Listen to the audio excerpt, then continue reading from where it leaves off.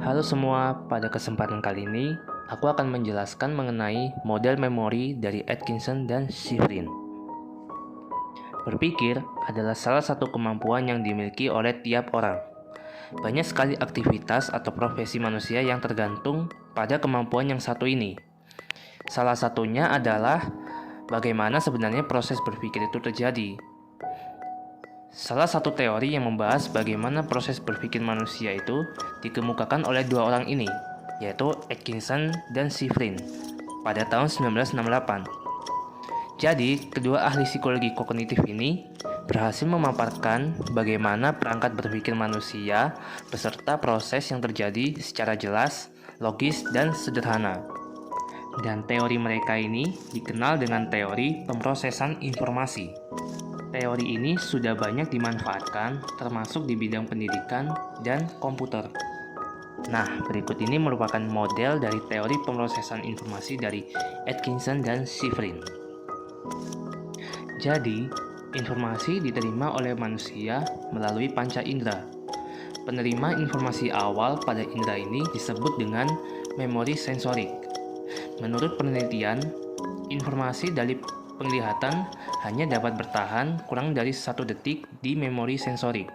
Sedangkan informasi dari pendengaran dapat bertahan hingga 3-4 detik. Jika perhatian tidak diberikan pada informasi tersebut, maka mereka akan menghilang. Namun, jika perhatian diberikan, maka informasi akan diteruskan menuju memori jangka pendek atau short term memory yang dapat mempertahankan informasi hingga 15 detik. Nah, kita dapat menyadari akan peran penting perhatian atau konsentrasi dalam memproses suatu informasi. Ratusan atau ribuan informasi sebenarnya berada di depan kita setiap saat.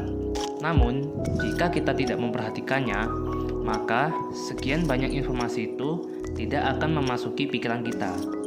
Lalu, apa yang terjadi pada informasi di memori jangka pendek? Informasi tersebut juga akan hilang jika kita tidak mengulang-ulang perhatian padanya. Namun, jika pengulangan dilakukan, maka informasi dapat diteruskan ke memori jangka panjang atau long-term memory. Para peneliti menyatakan bahwa memori jangka panjang dapat menyimpan informasi sangat lama tergantung pada penggunaannya. Jika teknik untuk meneruskan informasi ke memori jangka panjang adalah melalui pengulangan, kita menyebutnya sebagai proses menghafal atau mengingat.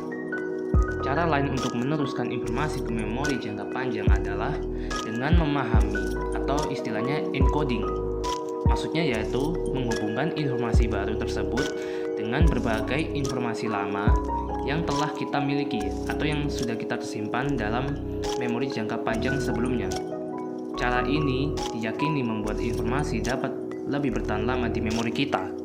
Selain itu, dengan memahami, maka semua informasi akan lebih bermanfaat dalam kehidupan sehari-hari.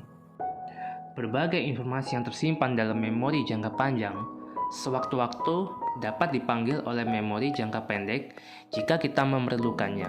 Misalnya seperti ketika menghadapi masalah tertentu. Hingga saat ini, para ahli pun belum dapat menentukan secara pasti berapa kapasitas penyimpanan memori jangka panjang manusia. Karena itu, dikatakan bahwa kapasitas memori jangka panjang tidak terbatas.